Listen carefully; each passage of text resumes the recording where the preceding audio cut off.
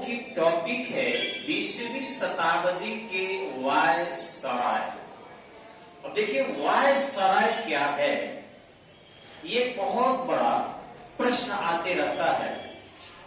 ध्यान रखेंगे 1857 के विद्रोह के बाद 1857 के विद्रोह के बाद कंपनी की सत्ता लगभग समाप्त हो गई थी और अंग्रेजों को बचाने के लिए ब्रिटिश सरकार को वहां सैन्य आक्रमण करना निहायत जरूरी था। पर ऐसी स्थिति में ब्रिटेन के महारानी ने अपनी सेना को भारत के लिए रवाना कर दिया।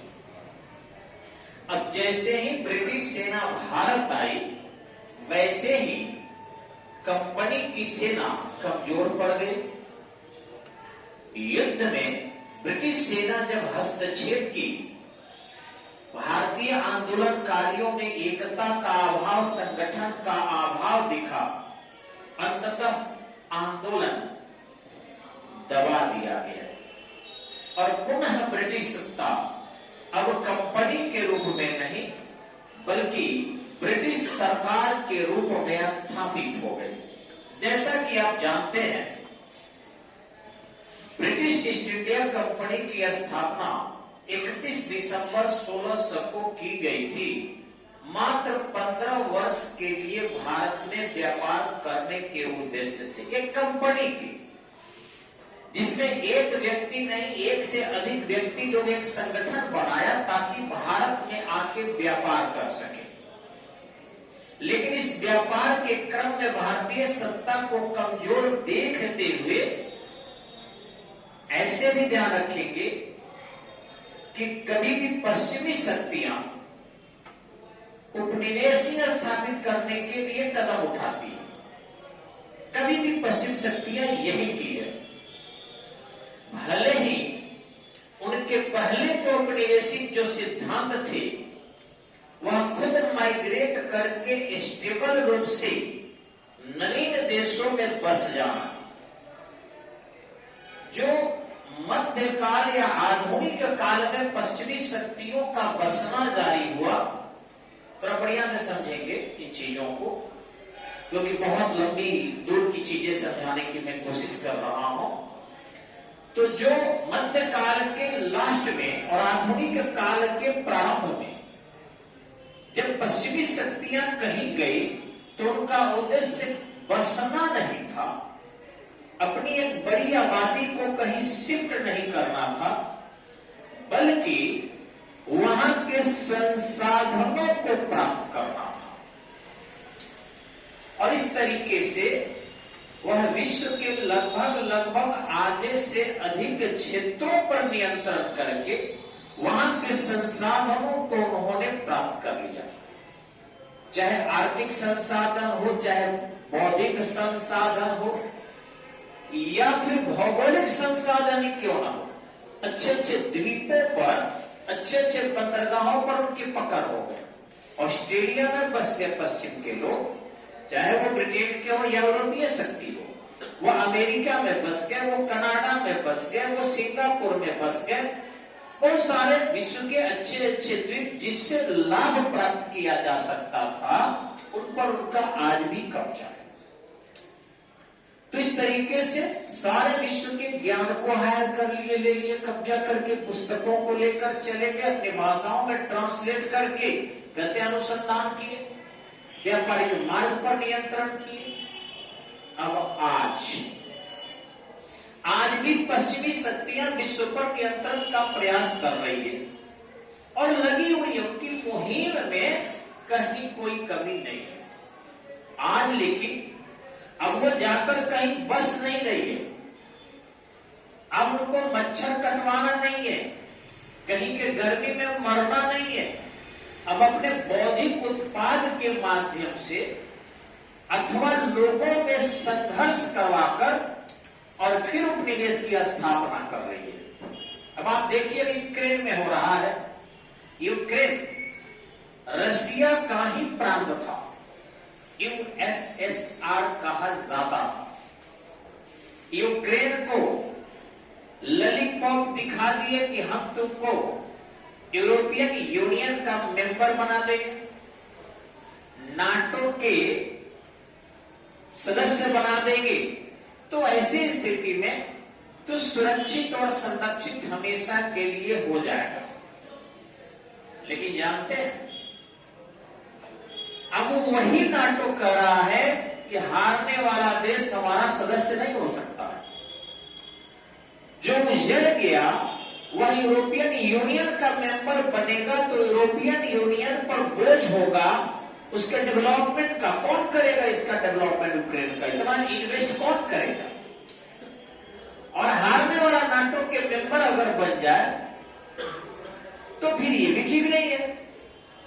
इसलिए आज यूक्रेन की स्थिति जैसे सांप को पीट दीजिए तो मर जाता है, लेकिन पूंछ पटकना बंद नहीं करता। वही स्थिति आज यूक्रेन की हो चुकी है। यूक्रेन डेथ है क्योंकि रशिया अपने आक्रमण के दौरान 3 फॉर्मूले पर वर्क कर रहा था।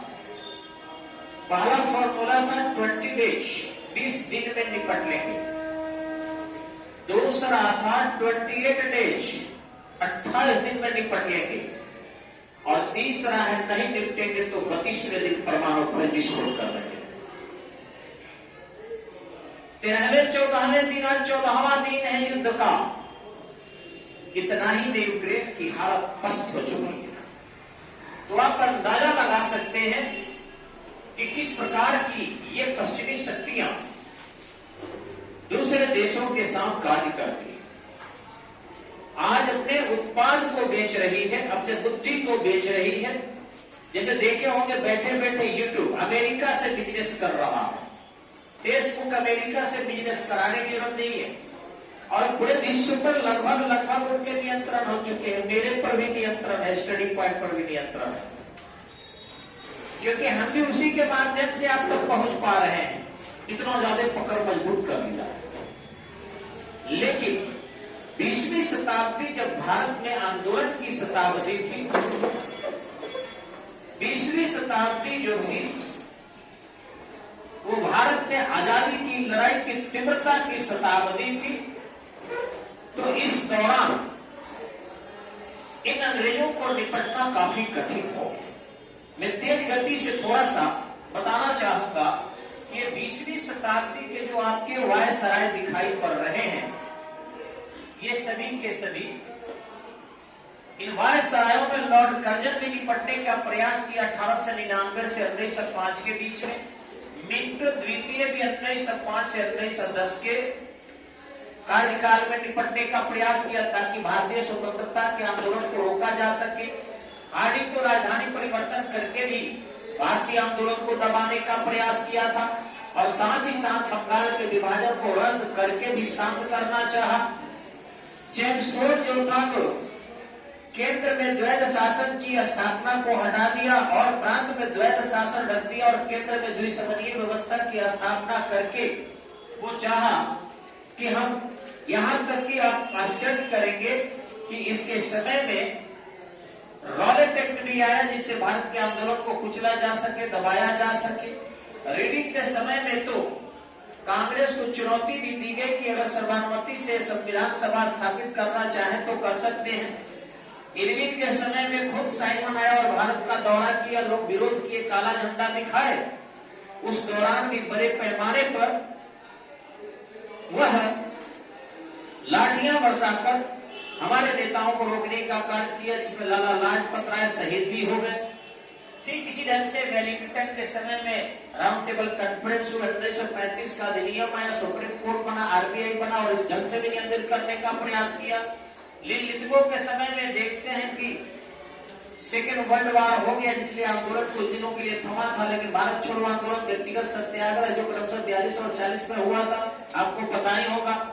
लॉर्ड बेवल के समय में बेवल योजनाएं आई थी और उसके माध्यम से भी भारत के लोगों को मनाने की कोशिश किया, लेकिन ये सारा फेल हो गया और अंततः माउंटबेटन के समय में देश आजाद हुआ। हालांकि यह आजादी हमें बहुत अच्छे तरीके से नहीं मिली, टूटी फूटी आजादी मिली।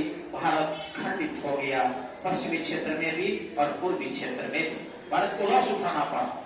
सी राजगोपालाचारी जो है संविधान के निर्माण के दौरान शासनाध्यक्ष के रूप में कार्य करते रहे, और जैसे ही हमारा संविधान लागू हुआ, डॉक्टर राजेंद्र प्रसाद को राष्ट्रपति और फिर आपके राधा कृष्णन के बाद बने, और इस प्रकार भारत में व्यवस्थित शासन को स्थापित किया जा सका।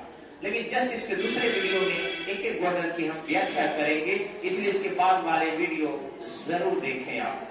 धन्यवाद, नमस्कार।